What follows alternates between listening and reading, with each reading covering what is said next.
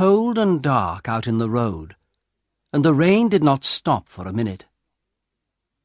But in the little living room of number 12 Castle Road it was nice and warm. Old Mr. White and his son Herbert played chess, and Mrs. White sat and watched them. The old woman was happy because her husband and her son were good friends, and they liked to be together. "Herbert's a good son," she thought. "We waited a long time for him, and I was nearly 40 when he was born. But we are a happy family." And old Mrs. White smiled. It was true. Herbert was young, and he laughed a lot, but his mother and his father laughed with him. They had not got much money, but they were a very happy little family. The two men did not talk because they played carefully. The room was quiet, but the noise of the rain was worse now, and they could hear it on the windows. Suddenly, old Mr. White looked up. "Listen to the rain," he said. "Yes, it's a bad night," Herbert answered. "It's not a good night to be out. But is your friend Tom Morris coming tonight?" "Yes, that's right. He's coming at about 7 o'clock, the old man said. But perhaps this rain—" Mr. White did not finish, because just then the young man heard a noise. "Listen," Herbert said. "There's someone at the door now." "I didn't hear a noise," his father answered. But he got up from his chair and went to open the front door. Mrs. White got up too, and began to put things away. Mr. White said, Come in, Tom. It's wonderful to see you again. What a bad night. Give me your coat, and then come into the living room. It's nice and warm in there." The front door was open, and in the living room Mrs. White and Herbert felt the cold. Then Mr. White came back into the living room with a big, red-faced man. "This is Tom Morris," Mr. White told his wife and son. "We were friends when we were young. We worked together before Tom went to India. Tom, this is my wife, and this is our son, Herbert." "Pleased to meet you," Tom Morris said. "Pleased to meet you, Mr. Morris," Mrs. White answered. "Please come and sit down." "Yes, come on, Tom," Mr. White said. "Over here, it's nice and warm." "Thank you," the big man answered, and he sat down. "Let's have some whiskey," old Mr. White said. "You need something to warm you on a cold night." He got out a bottle of whiskey, and the two old friends began to drink and talk. The little family listened with interest to this visitor from far away, and he told them many strange stories.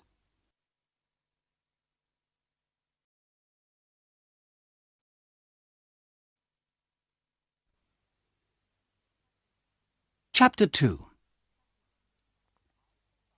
After some time, Tom Morris stopped talking, and Mr. White said to his wife and son, "Tom was a soldier in India for 21 years.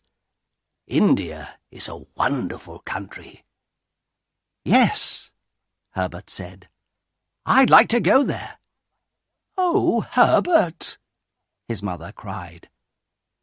She was afraid because she did not want to lose her son. "I wanted to go to India too," her husband said.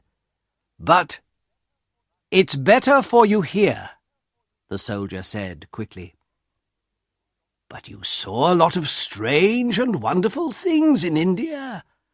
I want to see them too one day," Mr. White said. The soldier put down his whiskey. "No," he cried. "Stay here." Old Mr. White did not stop. "But your stories were interesting," he said to Tom Morris. "What did you begin to say about a monkey's paw?" "Nothing," Morris answered quickly. "Well, nothing important." "A monkey's paw?" Mrs. White said. "Come on, Mr. Morris. Tell us about it," Herbert said. Morris took his whiskey in his hand, but suddenly he put it down again.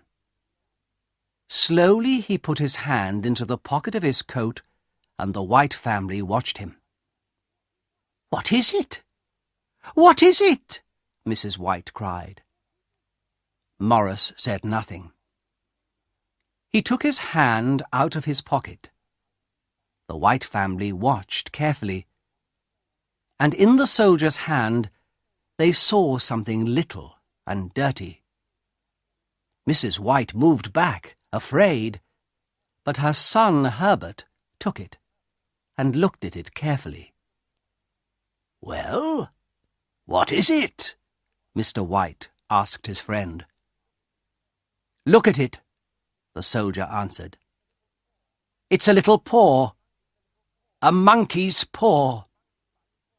"A monkey's paw?" Herbert said, and he laughed. "Why do you carry a monkey's paw in your pocket, Mr. Morris?" he asked the old soldier. "Well, you see," Morris said, "this monkey's paw is magic." Herbert laughed again, but the soldier said, "Don't laugh, boy. Remember, you're young.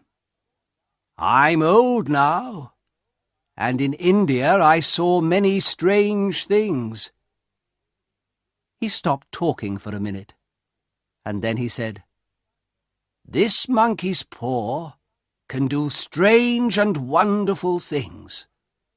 An old Indian gave the paw to one of my friends. My friend was a soldier, too.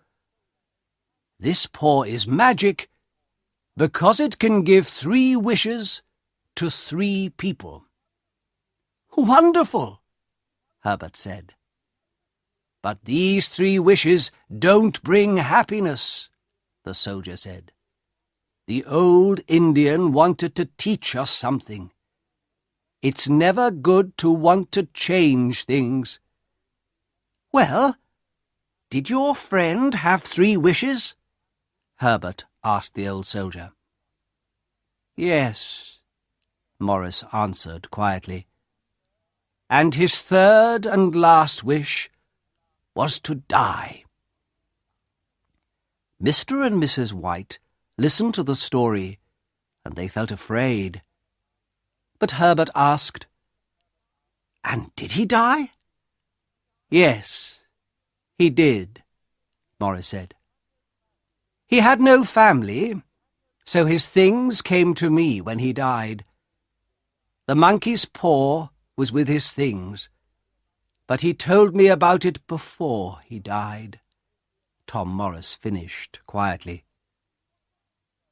"What were his first 2 wishes, then?" Herbert asked. "What did he ask for?" "I don't know. He didn't want to tell me," the soldier answered. For a minute or 2, everybody was quiet. But then Herbert said, "And you, Mr. Morris? Did you have 3 wishes?" "Yes, I did," Morris answered. "I was young. I wanted many things. A fast car. Money." Morris stopped for a minute, and then he said with difficulty, "My wife and my young son died in an accident in the car. Without them, I didn't want the money, so in the end I wished to lose it. But it was too late. My wife and my child were dead." The room was very quiet. The White family looked at the unhappy face of the old soldier.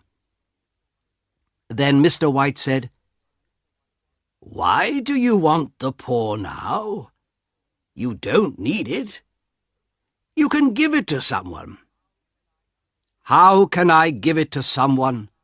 the soldier said. "The monkey's paw brings unhappiness with it." "Well, give it to me," Mr. White said. "Perhaps this time it—" "No," Tom Morris cried. "You're my friend. I can't give it to you."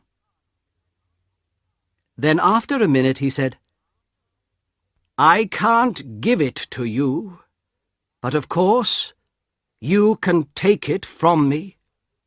But remember, this monkey's paw brings unhappiness." Old Mr. White did not listen, and he did not think. Quickly he put out his hand, and he took the paw.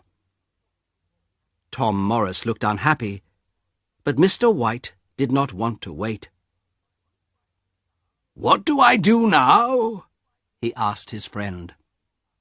"Yes, come on, father," Herbert said.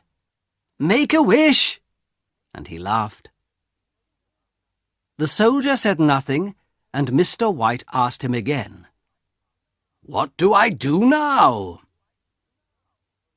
At first the old soldier did not answer, but in the end he said quietly, "Okay, but remember, be careful.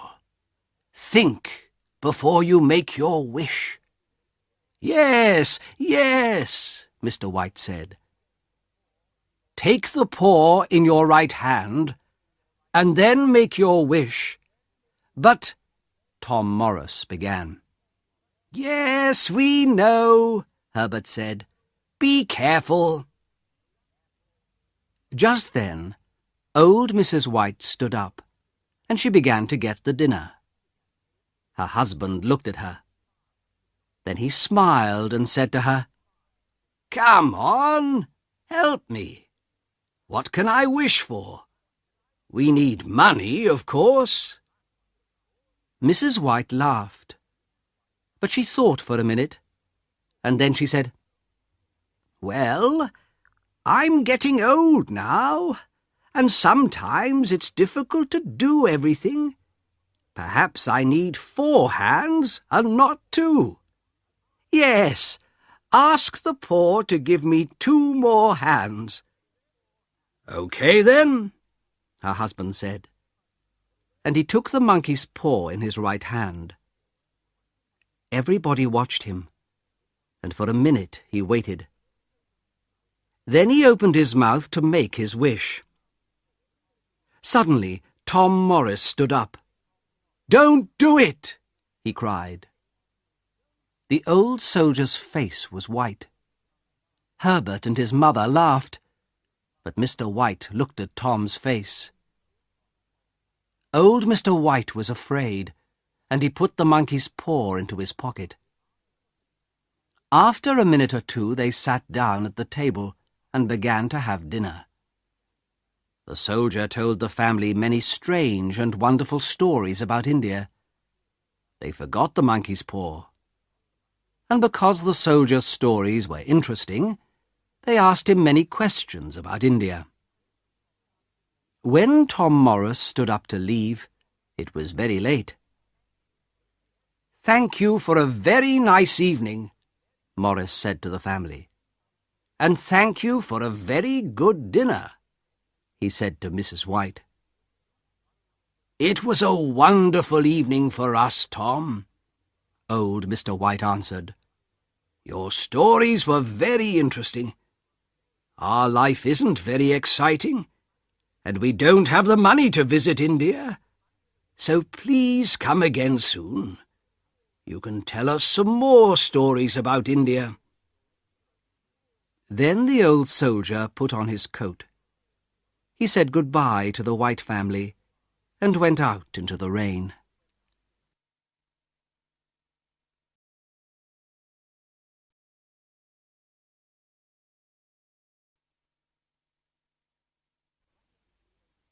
Chapter 3. It was nearly midnight. In their warm living room, the two old people and their son sat and talked about the soldiers' stories. "India is a wonderful country," Mr. White said. "What exciting stories! It was a good evening." Mrs. White stood up to take some things into the kitchen, but she stopped and listened to Herbert and his father. "Yes," Herbert said. "Morris told some interesting stories, but of course some of them weren't true." "Oh, Herbert," Mrs. White said. "Well, Mother, that story about the monkey's paw wasn't true. A dirty little monkey's paw isn't magic, but it was a good story." And Herbert smiled. "Well, I think you're right, Herbert," his mother said. "I don't know," Mr. White said quietly. "Perhaps the story was true. Strange things can happen sometimes." Mrs. White looked at her husband. "Did you give some money to Tom Morris for that paw?" she asked. "We don't have money to give away for nothing." Mrs. White was angry now. "Well, yes," her husband answered. "I did, but not much. And at first he didn't want to take it. He wanted the monkey's paw." "Well, he can't have it," Herbert laughed. "It's our paw now, and we're going to be rich and happy. Come on, Father, make a wish." Old Mr. White took the paw from his pocket. "Okay, Herbert, but what am I going to ask for? I have everything. You, your mother. What do I need?" "Money, of course," Herbert answered quickly. "We need money. You're always thinking about money. That's because we haven't got very much of it. With money, you can pay for this house. It can be your house. Go on, Father. Wish for £30,000. Herbert stopped talking, and his old father thought for a minute. The room was quiet, and they could hear the rain on the windows. Then Mr. White took the monkey's paw in his right hand. He was afraid, but he looked at his wife and she smiled at him. "Go on," she said. Slowly and carefully, Mr. White said, "I wish for £30,000. Suddenly, he gave a cry, and Mrs. White and Herbert ran to him. "What's the matter, Father?" Herbert asked. "It moved," Mr. White cried. "The monkey's paw! It moved!"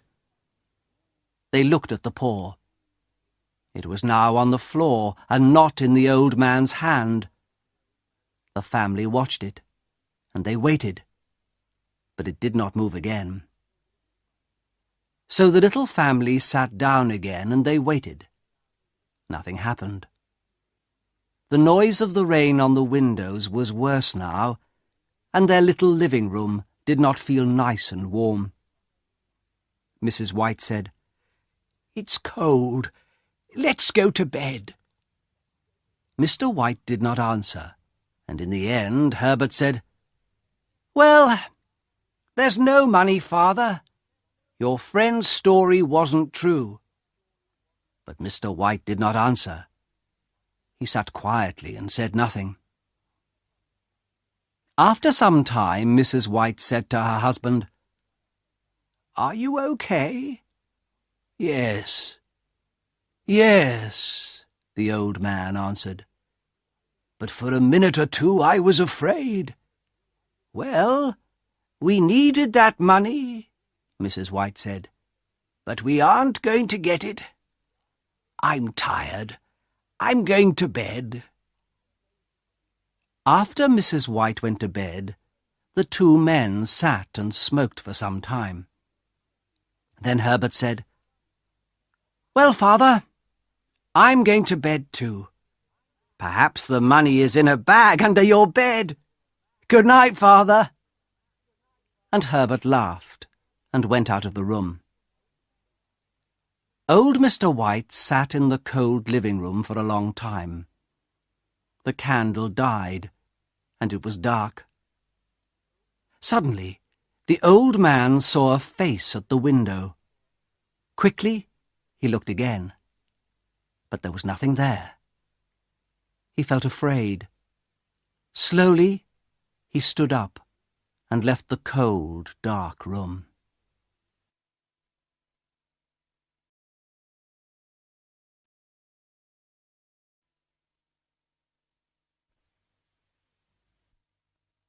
Chapter 4.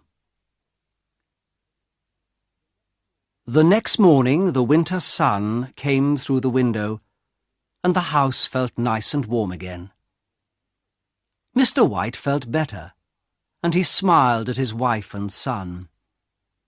The family sat down to have breakfast, and they began to talk about the day. The monkey's paw was on a little table near the window, but nobody looked at it, and nobody thought about it. "I'm going to the shops this morning," Mrs. White said. "I want to get something nice for dinner. Are you going to come with me?" she asked her husband. "No, I'm going to have a quiet morning. I'm going to read," her husband answered. "Well, I'm not going to go out this evening," Herbert said. "So we can go to bed early tonight. We were very late last night." "And we aren't going to have stories about monkeys' paws," Mrs. White said. She was angry. "Why did we listen to your friend?" she asked her husband.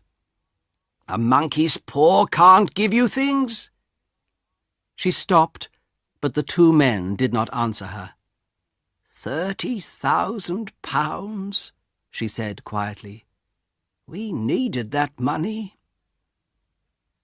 Just then Herbert looked at the clock and stood up. "I'm going to work," he said. "Perhaps the postman has got the money for you in a letter. Remember, I want some of it too." Herbert laughed, and his mother laughed too. "Don't laugh, son," Mr. White said.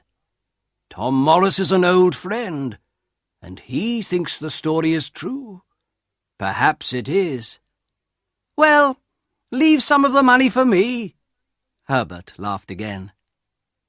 His mother laughed too, and she went to the door with him. "Goodbye, Mother," Herbert said happily. "Get something nice for dinner this evening at the shops. I'm always hungry after a day at work." "I know you are," Mrs. White answered. Herbert left the house and walked quickly down the road. His mother stood at the door for some time and watched him. The winter sun was warm, but suddenly she felt very cold.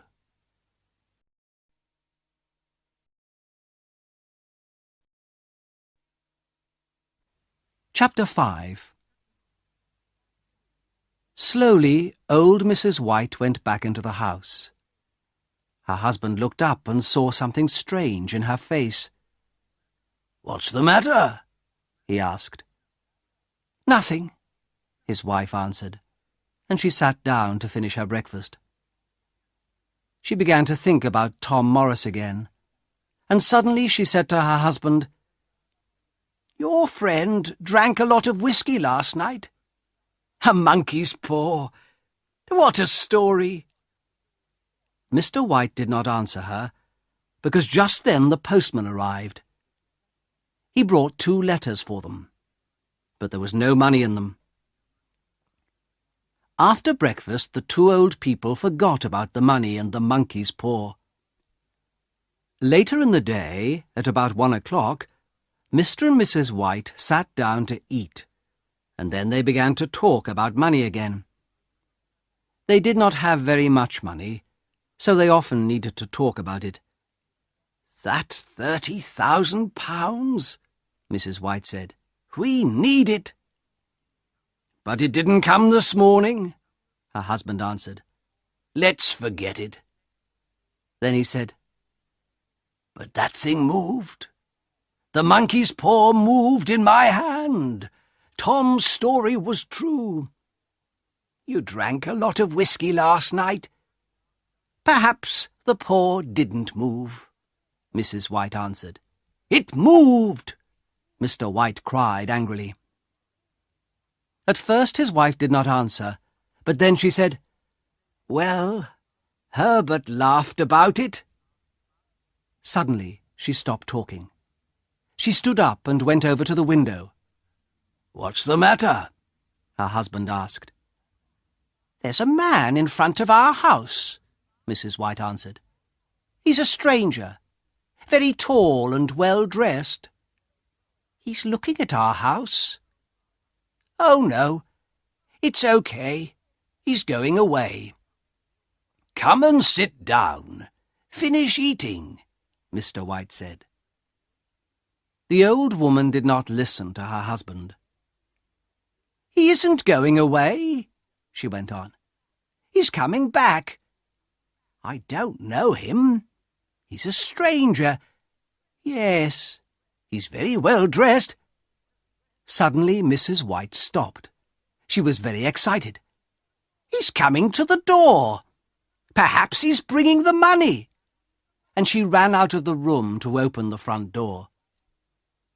The tall, well-dressed stranger stood there. For a minute he said nothing, but then he began, "Good afternoon. I'm looking for Mr. and Mrs. White." "Well, I'm Mrs. White," the old woman answered. "What can I do for you?"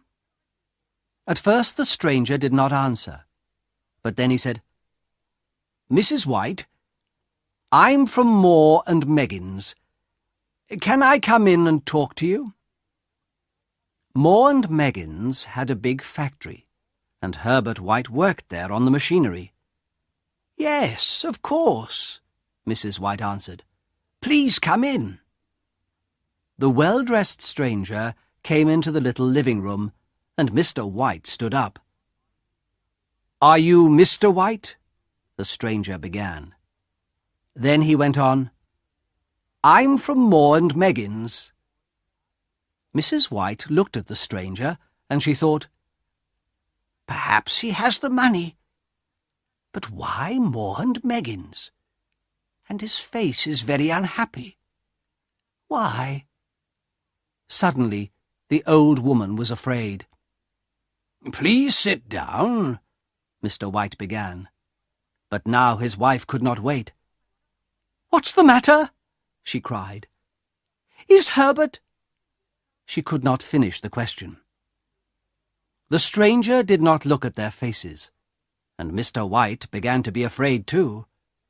"Please tell us," he said. "I'm very sorry," the man from Moore and Meggins began. He stopped for a minute, and then he began again. "I'm very sorry, but this morning there was an accident at the factory." "What's the matter? Is Herbert okay?" Mrs. White cried again. "Well," the man began slowly. "Is he in hospital?" the old woman asked, very afraid now. "Yes, but—" The stranger looked at Mrs. White's face and stopped. "Is he dead? Is Herbert dead?" Mr. White asked quietly. "Dead?" Mrs. White cried. "Oh, no! Please! Not dead! Not Herbert! Not our son!" Suddenly the old woman stopped because she saw the stranger's face. Then the two old people knew. Their son was dead. Old Mrs. White began to cry quietly, and Mr. White put his arm round her. Some time later, the man from Moore and Meggins said, "It was the machinery. An accident. Herbert called help.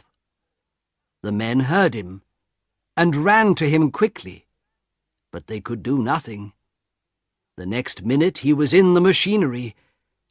I'm very, very sorry," he finished. For a minute or two the room was quiet. At last Mrs. White said, "Our son, dead. We're never going to see him again. What are we going to do without him?"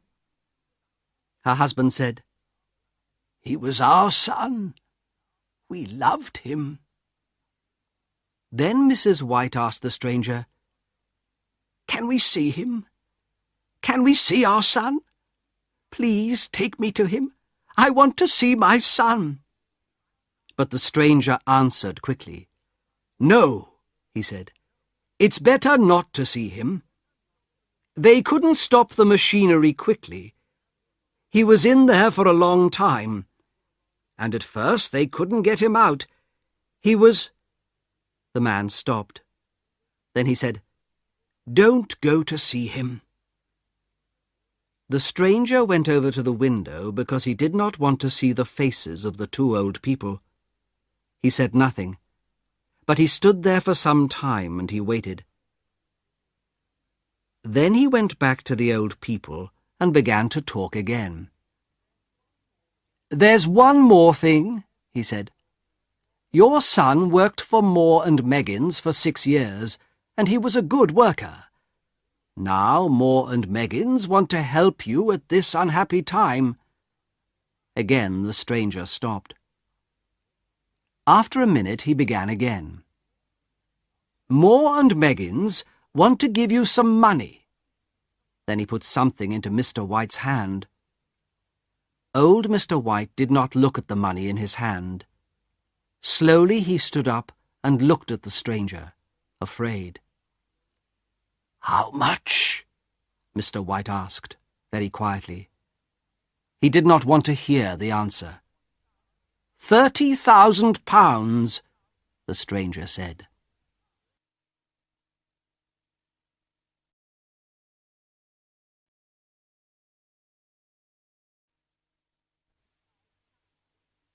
Chapter 6. 3 days later, in the big new cemetery 2 miles from their house, the two old people said goodbye to their dead son. Then they went back to their dark old house. They did not want to live without Herbert, but they waited for something good to happen, something to help them. The days went by very slowly. Sometimes they did not talk, because there was nothing to say without Herbert, and so the days felt very long. Then one night, about a week later, Mrs. White got out of bed because she could not sleep. She sat by the window and she watched and waited for her son. He did not come and she began to cry quietly. In the dark her husband heard her and he called, "Come back to bed. It's cold out there." "It's colder for my son," his wife answered. "He's out there in the cold cemetery." Mrs. White did not go back to bed, but Mr. White was old and tired, and the bed was warm. So in the end he went to sleep again. Suddenly he heard a cry from his wife. "The paw!" she cried. "The monkey's paw!" She came back to the bed and stood there. "What is it? What's the matter?" Mr. White cried. He sat up in bed. "What's the matter?" he thought. "Why is she excited? What's she talking about?" He looked at his wife. Her face was very white in the dark. "I want it," she said quietly, "and you've got it. Give it to me, please." "What?" Mr. White asked. "The monkey's paw," Mrs. White said. "Where is it?" "It's downstairs," Mr. White answered. "Why?" Mrs. White began to laugh and cry. "We can have 2 more wishes," she cried. "We had 1, but there are 2 more." "Oh, no, not again! Think, woman!" Mr. White cried. But Mrs. White did not listen. "Quickly," she said, "go and get the paw. We're going to wish for our boy to come back to us." "No!" Mr. White cried. "You're mad!" Get it quickly," Mrs. White cried again. Mr. White said again, "Think, woman, think. Our boy was in the machinery for a long time. They didn't want to show him to us. Think. Do you want to see his body?" "Yes, he's my son. I'm not afraid of him," she answered. "You don't understand," Mr. White said sadly, but he went downstairs to look for the monkey's paw. In the living room it was dark, and Mr. White did not have a candle. Slowly he went across the room, and he put out his hand for the monkey's paw. He touched it, and quickly took his hand away again. "No," he thought, "I can't. I don't want to see Herbert. His face, after he was in the machinery, no." Then he thought about his wife, and he put out his hand and took the paw. In the bedroom his wife waited. She saw the paw in Mr. White's hand and cried, "Quick, make the wish." "I can't," Mr. White answered. "Remember, he died in the machinery. Make the wish. I'm not afraid of my own son," Mrs. White cried again. Mr. White looked sadly at his wife, but he took the paw in his right hand and said slowly, "I wish for my son, Herbert, to come back to us." Then he sat down in the nearest chair. But Mrs. White went over to the window and looked out into the road. She stayed there for a long time, and she did not move. Nothing happened. The monkey's paw could not do it. "Thank God," Mr. White said, and he went back to bed. Soon Mrs. White went to bed too.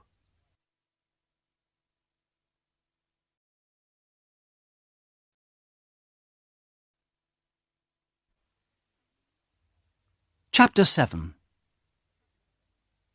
But they did not sleep. They waited, and they listened. In the end, Mr. White got up to get a candle because the dark made him more afraid. He began to go downstairs, but suddenly he heard a noise at the front door. He stopped, and he listened. He could not move. Then the noise came again. This time he ran. He ran upstairs, back into the bedroom, and he closed the door behind him. But again the noise came. "What's that?" Mrs. White cried, and she sat up in bed. "Nothing. Go to sleep again," her husband answered. But Mrs. White listened, and the noise came again. "It's Herbert! It's Herbert!" she cried. "I'm going to open the door for him." And she got out of bed and ran to the door of the bedroom. Mr. White got there first and stopped her. "No!" he cried. "Think!" "But it's my boy! It's Herbert!" she answered. "No! Don't go! Don't!" her husband cried again. But Mrs. White did not listen to him. She opened the bedroom door and ran from the room. "I'm coming, Herbert! I'm coming!" she called. Mr. White ran after her. "Stop!" he cried. "Remember, Herbert died in the machinery. You don't want to see him." For a minute, Mrs. White stopped and looked at her husband. But then the noise came again, and she began to run downstairs. "Help me! Help me!" she called to her husband. But Mr. White did not move. "The paw," he thought. "Where's the monkey's paw?" He ran back into the bedroom. "Quick," he thought. "Where is it?" At first he could not find it in the dark. Ah, there it was. He had it. Just at that minute, he heard his wife downstairs. "Wait! Wait, Herbert! I'm coming!" she cried. She began to open the front door. At the same time, Mr. White took the monkey's paw in his right hand, and he made his third wish. Mrs. White gave a long, unhappy cry, and her husband ran down to her. She stood by the open door. Very afraid, old Mr. White looked out into the dark. The road was dark.